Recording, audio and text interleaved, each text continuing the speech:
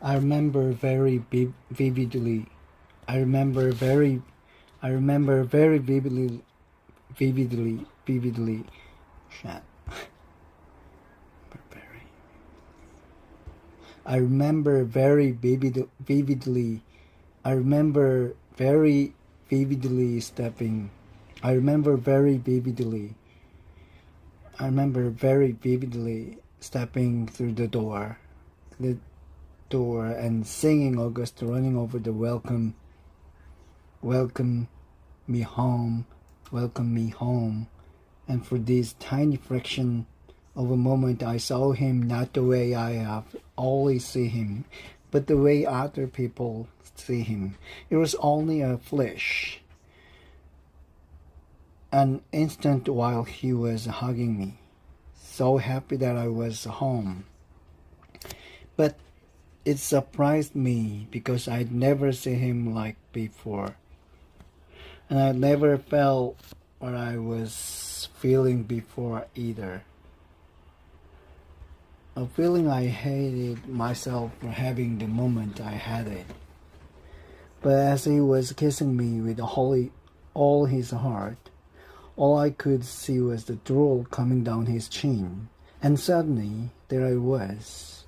I like all those people who'd stare or look away, horrified, sickened, scared.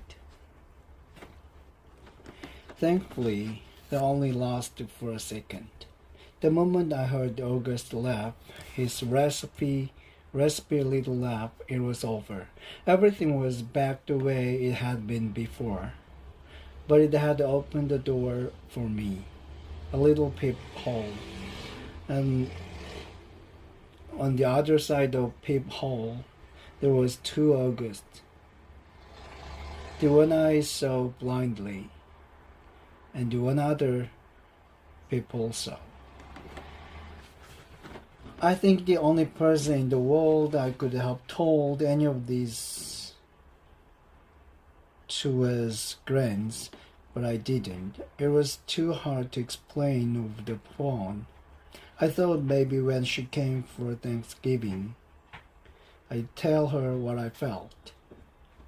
But just 2 months after I stayed with her in Montauk, my beautiful Grants died. It was so completely out of the blue.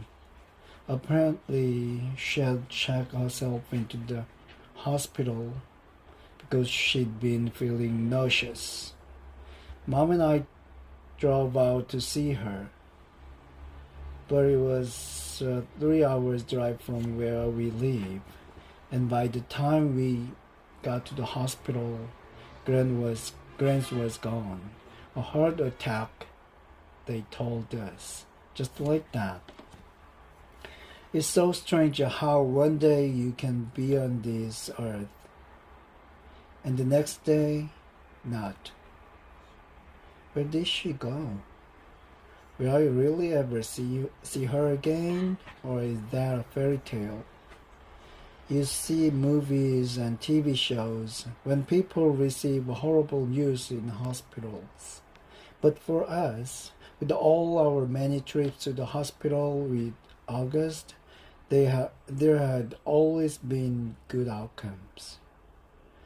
What I remember the most from the day Grant died is Mom literally crumping to the floor in slow, having sob,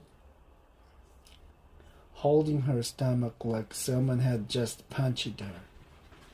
I've never, ever seen Mom like that. Never heard sounds like that come out of her. Even through all of August's surgeries, Mom always put on her brave face. On my last day in Montauk, Grant and I had watched the sunset on the beach.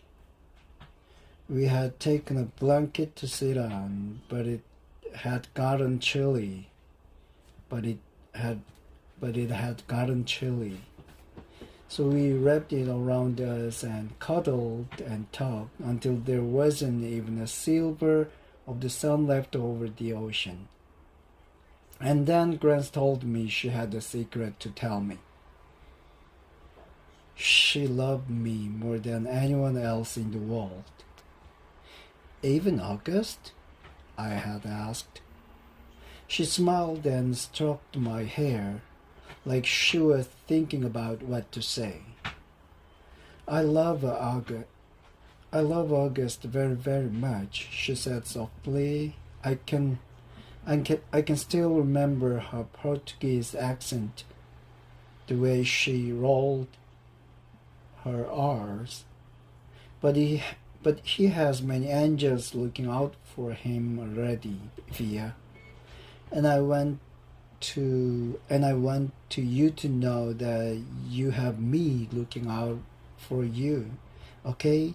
Okay, querida, Mimia querida. I want you to know that you are number one for me.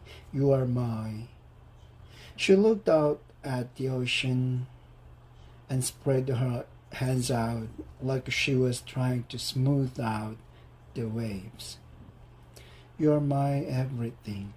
You understand me, Via. To ask, to ask me to do. To ask, to ask me to do. Spanish. And I understood her, and I knew why she said it was a secret. Grandmothers aren't supposed to have favors. Everyone knows that. But after she died, I held on to that. I held on to that secret and let it cover me like a blanket. August, through the peephole. His eyes about an inch below where they should be on his face, almost to halfway down his cheeks. They slant downward at an extreme angle, almost like diagonal slits. Extreme angle, almost like diagonal slits that someone cut into his face. And the left one is noticeably lower than the right one. They bulge outward because his eye cavities are too shallow to cut much. They bulge outward because his eye cavities are too shallow to accommodate them. The top eyelids are always halfway closed, like he's on the verge of sleeping. Verge of sleeping.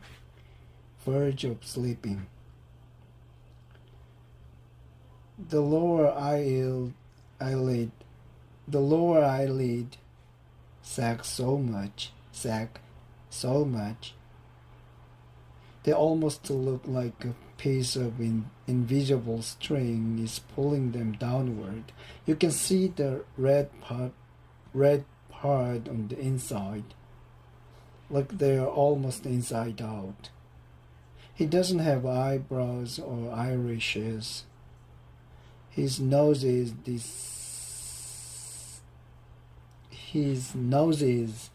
disproportionately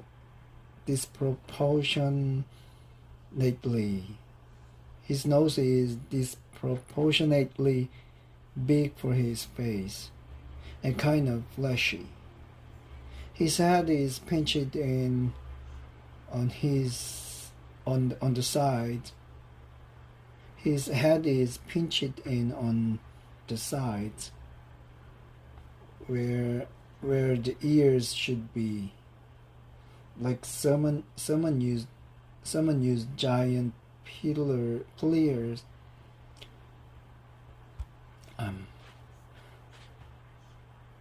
Ears should be like someone used giant pliers and crushed the middle part of his face. He doesn't have cheekbones. There are deep creases running down both sides of his nose to his mouth, which gives him a waxy appearance. Gives him a waxy appearance. Sometimes people assume he's been burned in a fire. His features look like they've been melted, like the drippings on the side of candle. Several surgeries to correct his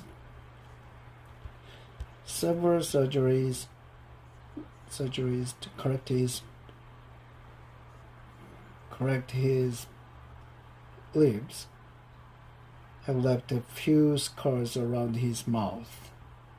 The most noticeable one being a jagged gash running from the middle of his upper lip to his nose. His upper teeth are small and splay out. He has severe overbite and an extremely undersized jawbone.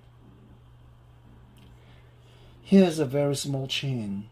And when he was very little, before a piece of hip bone was surgically implanted into his lower jaw, he really had no chin at all. His tongue would just hang out of his mouth with nothing underneath to block it. Thankfully, it's better now. He can eat, at least. When he was younger, he had a feeding tube, and he can talk. And he has learned to keep his tongue inside his mouth, though that took him several years to master. He also learned to control the drool that used to run down his neck. These are considered miracles. When he was a baby, the doctors didn't think he would live. He can hear too. Most kids born with these types of birth defects have problems with their middle ear that prevent them from hearing. But so far, August can hear well enough through his tiny cauliflower-shaped ears.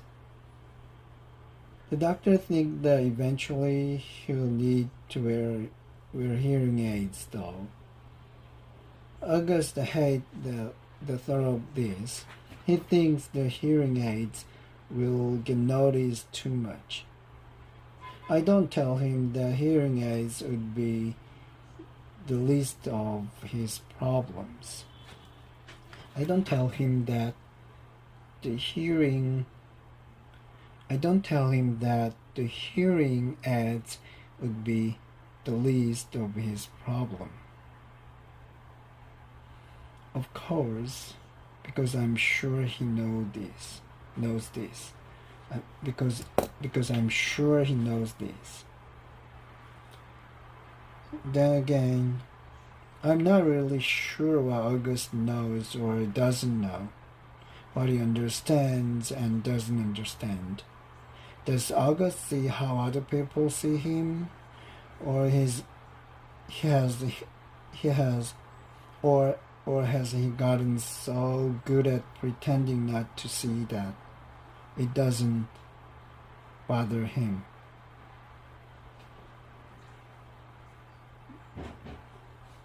Or does it bother him?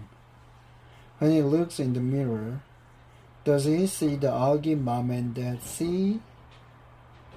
Or does he see the ugly everyone else sees? Or is there another August he sees? Someone in his dream behind the misshapen hat and face. Sometimes when I looked at Grants, I could see the pretty girl she used to be underneath the wrinkles. I could see the girl from Ipanema inside the old lady work. Does August see himself as the does August him does he, does August see himself as he might have does August see himself as he might have looked without a single gene that caused the catastrophe of his face? I wish I could ask him this stuff. I wish he would tell me. I wish he would tell me how he feels. He used to be easier to read before the surgeries. You knew that when his eyes squinted, he was happy. When his mouth went straight, he was being mischievous. He was being mischievous.